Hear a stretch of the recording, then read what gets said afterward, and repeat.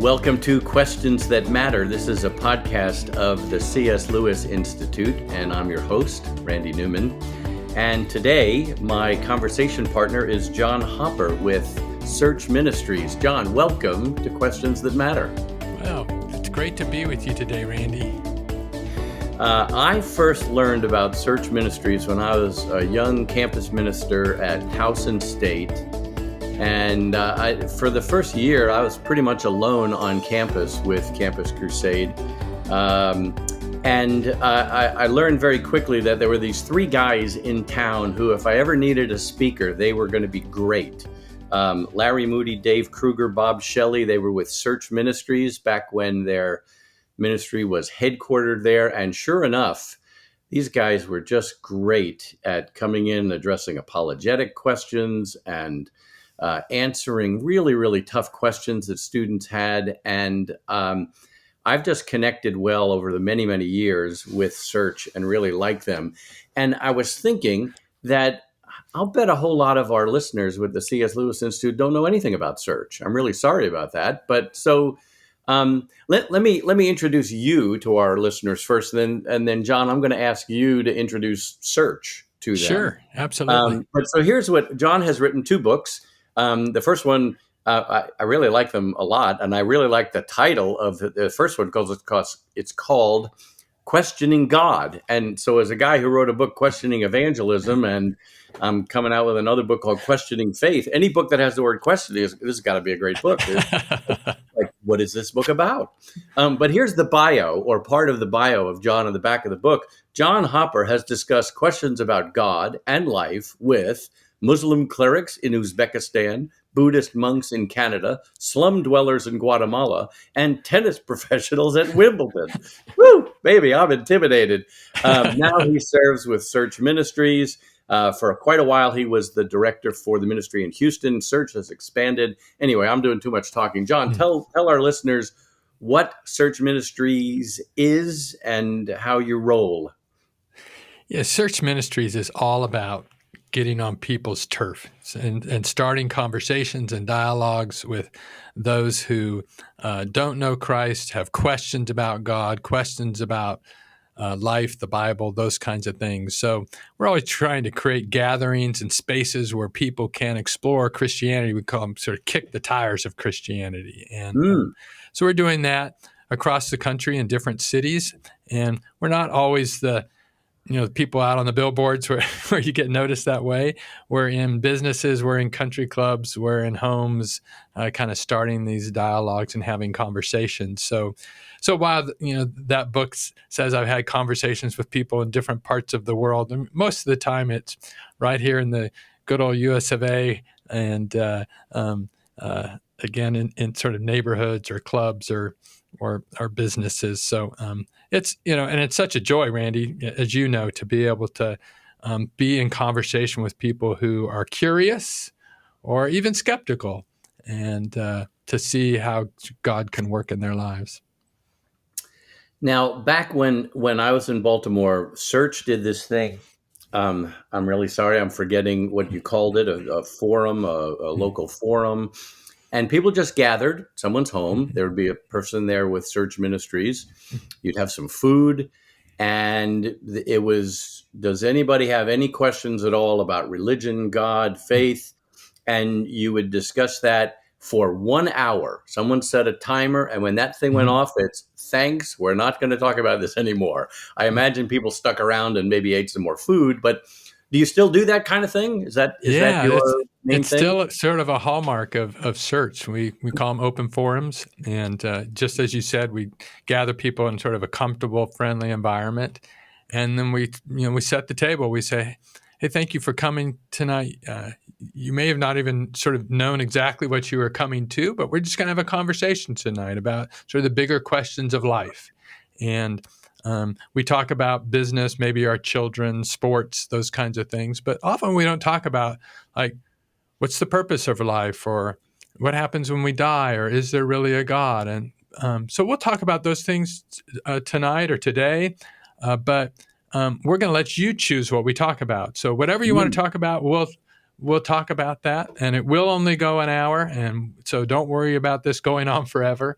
And then usually I'll add, if I'm leading an open forum, I'll say something like this.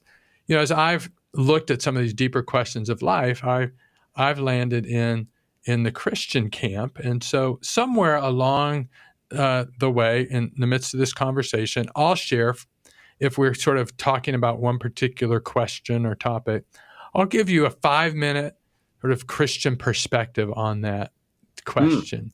But I'll also say, but you can just take it or leave it as one idea in the pot of ideas, mm, um, mm. so that people don't think I'm kind of setting it up for this big sermon, but I'm just going to Yeah. share something for a few minutes, and Mm-hmm. then in fact, I usually say my 5-minute piece about 40 minutes into the hour, because Oh, I don't want to be the last word. yeah. Yeah. Yeah. I Good. want to, when I'll share something like that, and then I'll say, so what do y'all think of these thoughts that I just shared, and then I'll get feedback, and that kind of situation, Randy, it just creates space for great dialogue and gets people thinking about things that they probably had questions about for a long time, and they never had space to talk about it. So it's really been valuable for me, for search in general, over the years.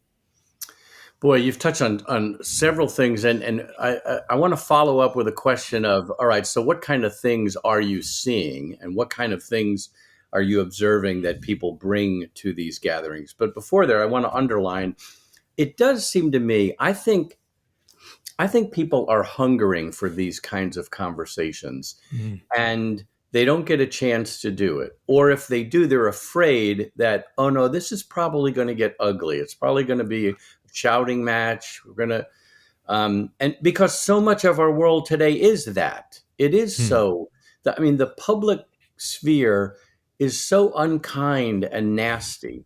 And so I mean, if it's unkind and nasty that way about politics and everything else, oh my goodness, about religion, I mean, break out the swords. And so I think to be able to say, we want to talk about this, we want to talk about it respectfully, we want to allow back and forth dialogue.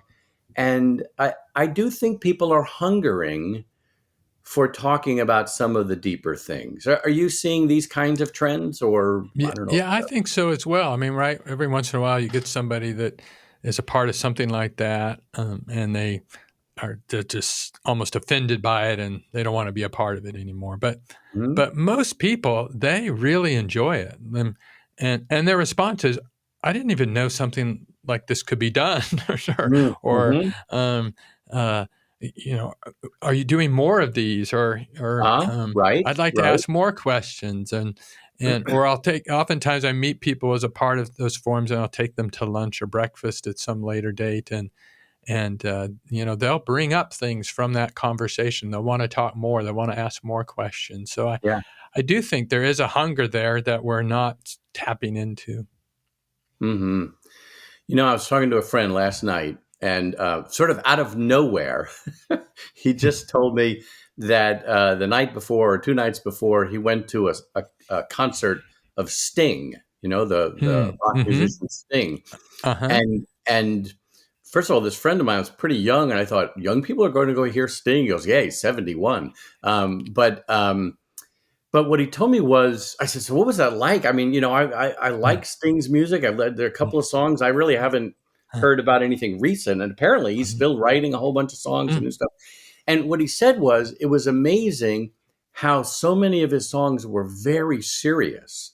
And a Mm. whole lot of them were tremendously religious. This friend said, I'm just kind of wondering if he's a closet Christian or whatever. I mean, Huh. at one point, introducing one of the songs, he even read a couple of verses from the Bible. Wow. here's a Wow. here's an episode from Second Samuel about Mm. David that Mm. pointed me towards this idea, and I wrote this song, and like, oh my goodness. But I Wow. think I think people are going to concerts or watching Mm. shows, streaming shows or whatever. That, I mean, okay, yeah, a whole lot of them are inane and silly and just ridiculous, Mhm. but Mhm. a lot of them, I think, are trying to explore what is life about, and Mm. where do you find not just happiness, but something deeper, something, where do you find Mm. meaning, and what Mm. life just one big absurd joke? And so I think you're connecting with some of that. What else are Absolutely. you seeing? Yeah. Again, I do think there's that kind of interest at all levels, and really for all ages, uh, and sort of all places in life. People have those kinds of questions and that kind of interest. I mean, um, you bring up Sting, and probably the biggest podcast right in terms of audience might be Joe Rogan, right? So, and and we might look at some of what Joe Rogan has to say and sort of be taken, sort of pushed back by it. But in many ways, that conversations that he's having, it's aiming for this deeper life, right? Yeah, This greater meaning, and how do we get there? yeah, And I do think people are searching, and I think in some ways, um, it's at our age, Randy, we can say that, well, the younger generation doesn't care about those things anymore. They've sort of left God, but it's the generation younger that's listening to Joe Rogan, right? They're isn't that looking for something? answers. Yeah. Yeah. Yeah. By the way, I hate to say this to you, John, but at our age, we should talk about the younger generations, plural, because I mean, That's there's like right. this. There you go. But we don't. We're going to edit that out. Um, I wonder about. There's something about the genre, if I could say, of a Mm, podcast, in that mm, mm, it doesn't have to be a certain length of time. I mean, mm, most podcasts stick with kind of what their format is. So there's some mhm, that go for an hour and some for a half an hour or mhm, whatever. But it's not like the old television shows that had to be done in 30 minutes. And the people mhm, who produce them know, well, we really only have whatever it is, 21 minutes, because with the mm, commercials and stuff. So you have to raise an issue, create some tension, and resolve it in 21 minutes. On a mhm, podcast, well, I don't know. Today's podcast might go a little longer than yesterday's or whatever. And people have this expectation that, okay, this isn't doesn't have to be so shallow. And I just think that may be conditioning people to no, mhm, let's talk about this a little bit more. I love that. I also think I think maybe people's work schedules with working from home or working remote, you might have a little more flexibility. It used to be, okay, if you're going to meet someone for lunch, you you had less than an hour because they had to leave their office and meet you, and then they had mhm, to be back, mm, and you knew it.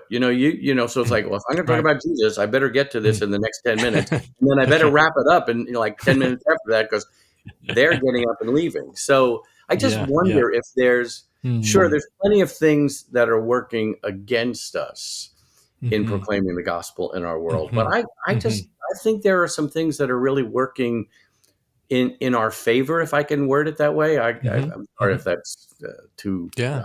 crass. Well, I Um, mean, one thing that I would say is working in our favor, which it's sort of a negative, but it works to our advantage, is I think there's just a growing loneliness, actually. So, mhm, um, and again, people might be connected with others in new and sort of broader ways because of social media and things. But in terms of actual friendships, people that care about you, that you have good conversations with, I feel like that's fewer. In fact, the research I've looked at, that's the case, that people have fewer and fewer what they would call good friends. And so it gives us an opportunity, really, to be a good friend to yep, someone, yep, because yep. people are looking for that. And so if you can be a good friend, then that's certainly going to create lots of opportunities to be able to share about Christ. Yeah, I think it's a lot stronger than that. It's some people have used the word epidemic.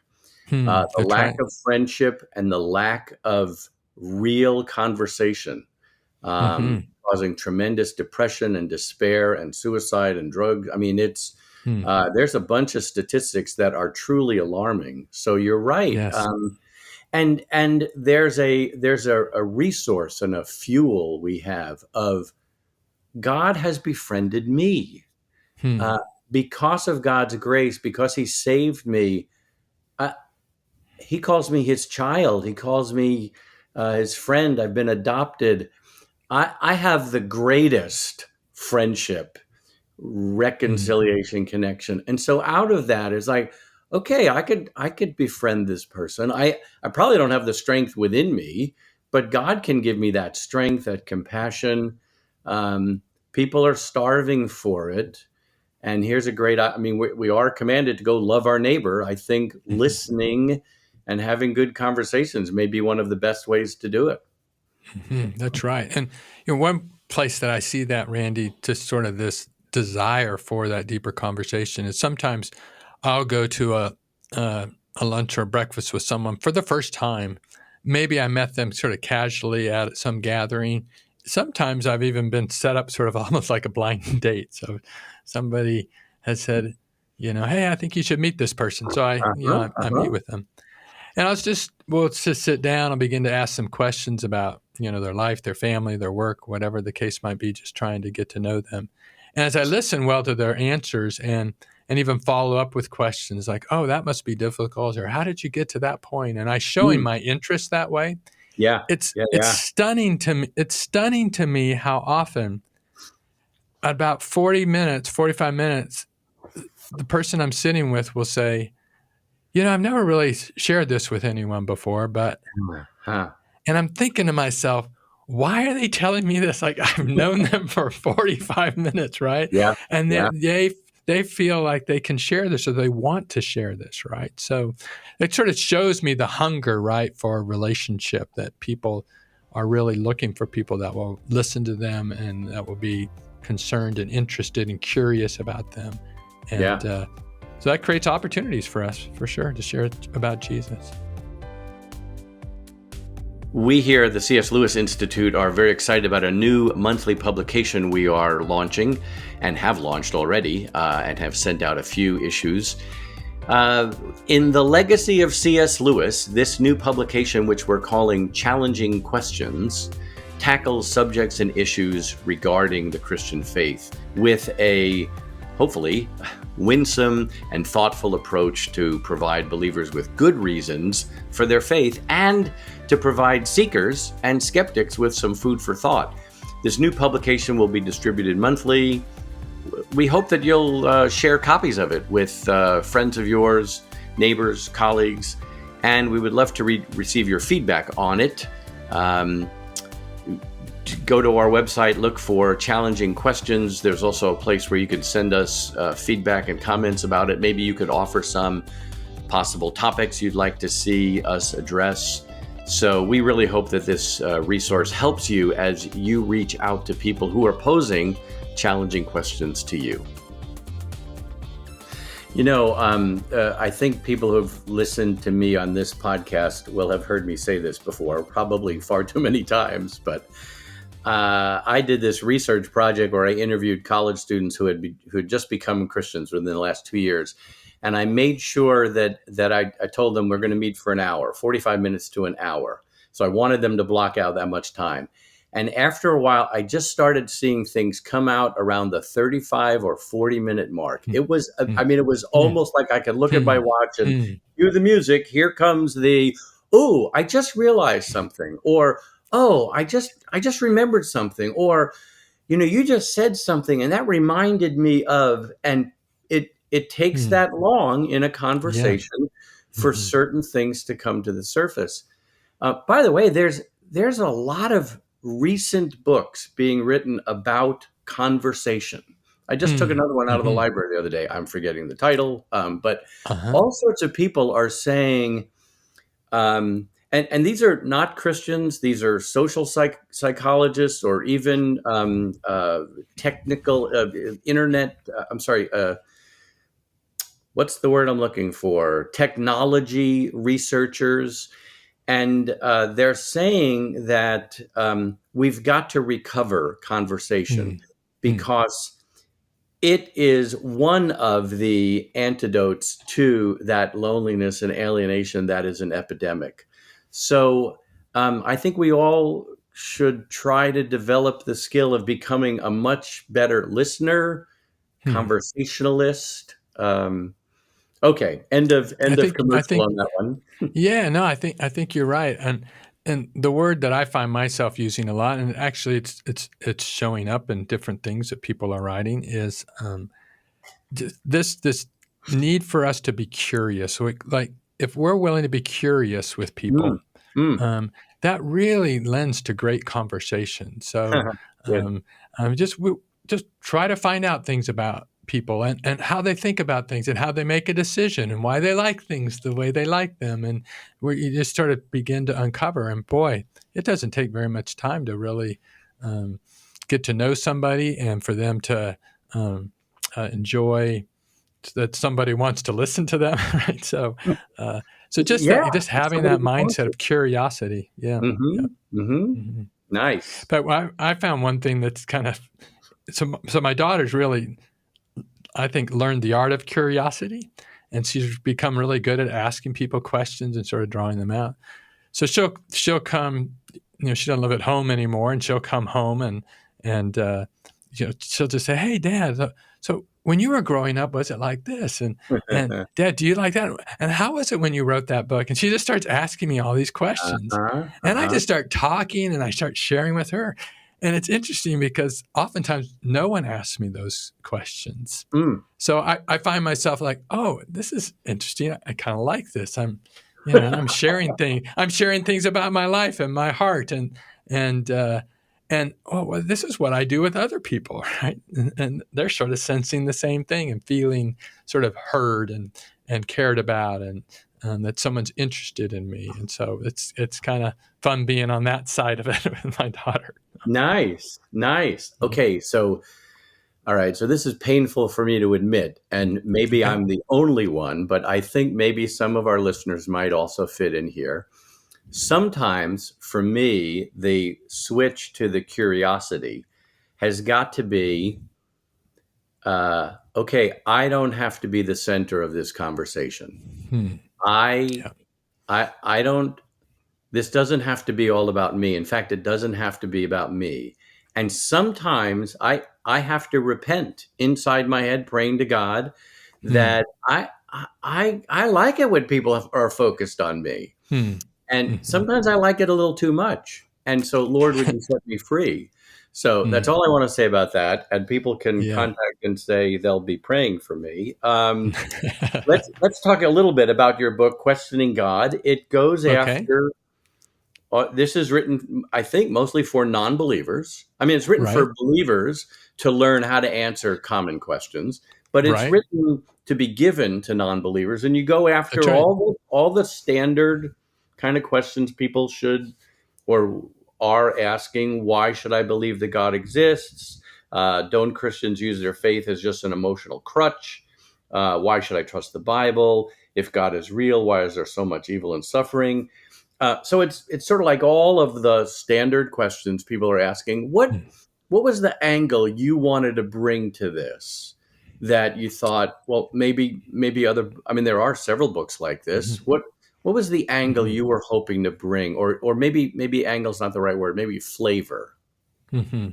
Well, many apologetics books, which I've drawn from many years and are excellent, they really are addressing Christians. Like, here, Christian, here's information so that you can have it to answer people's questions. But there's not a lot of apologetic books that are actually addressed to a non-Christian. And sometimes if they are addressed to a non-Christian, a skeptic, they're a little like in your face. I'm going to prove this. Mm, And yeah, and I wanted to bring really a conversational style to nice. questioning God, and that's really one of the big responses that I've gotten to the book. They say it's almost like you're talking to us, so Good, good. which is great. So there's that conversational style. In fact, if Christians read the book, one of the things I tell them is I say, don't just sort of recognize how I answer questions, like the information I give, the content, but notice the how and the tone that I use. Yeah, good. So, because I think that's right, that's just as important. So, because we can give people good information and turn them off at the same time, right? So, um, at Search we talk about that there's not just intellectual barriers that people have; they don't have answers to good questions, but they have emotional barriers too that can keep them from God and considering God, and we can answer people's intellectual questions and at the same time build up their intellect or their emotional barrier, That's right? right. Because Yes. Yeah. we're sort of in their face with it, right? Sure. Yeah. So I think the book, what it accomplishes, and what I tried to do with it, is that it provides sort of friendly answers that are like, hey, consider this. You might Good. think Good. about it this way rather Mm, than sort of proving a point. So yeah. I often think there was a heyday for apologetics in America, flowing out of the 1960s and 70s, and mm, culturally, in the 1960s and 70s, a whole lot of people were yelling. mm, They weren't necessarily mm, mean spirited towards each other the way things are today. But people stood on street corners and yelled, mm, mm, protesting the Vietnam War or protesting this, or there was just a whole lot of yelling going on. mm. And there was a lot of, I mean, when you say in your face, I think Mm, that defines the whole decade. And so mm, apologetics took on that tone. And that's not the tone we want. I mean, I mm, think it worked. I think God chose to mm, bless it in the 60s and mm, 70s. mhm, I think today people are they're so tired of that. Like, mm, could you just say something nicely and then mm, stop? mm, mhm, mhm. Um, Yeah, and let me think about it. Let me chew on it a little bit. So yeah, the yeah. tone is really important, and I think you really do strike that tone in the book. So Mm, mm. that's a success. Let's talk about your second book, which is it out Uh-huh. yet? I It, have it, a it, advanced reader copy, which I'm yeah. hoping they don't mean that I'm an advanced reader because I'm not. I'm, I'm a Yeah. mediocre middle So level reader. Um, has this been well, released yet? It's called Giving it Jesus Away. Giving Jesus Away. It was released last Friday, so Oh um, man, on September 15th. So it is out on Amazon. Um, great. so you can get it there. So we're excited about it. So I'm excited. Well, the subtitle, so the title is Giving Jesus Away. The subtitle is Finding Joy in Sharing the Gospel. I have a mm. feeling there's a whole lot of people who say, Joy? Really? How do That's I, right. wow. Mm, Here, let me read from the back cover. mm, It says, I'd like to tell others about Jesus, but, and then there's this whole list. I get too nervous. I don't know how to start the conversation. I tried once, but it wasn't well received. And you've got a few more. And then you say, if this sounds like you, you're not alone. mm, Many Christians want to tell others about Jesus, but don't know how to do so in a friendly and inviting way. What mm.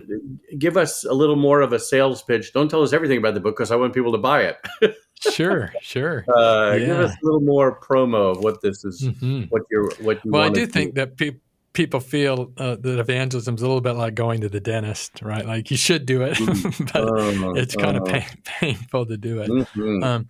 And I did subtitle it, finding joy in sharing the gospel because I find a lot of joy in it. In Good. fact, the times I get most excited coming home to my wife at the end of the day is when I've had good conversations with people, and really the times that I kind of walk away going, boy, that was terrible. That was so uncomfortable, or I really turned that person off.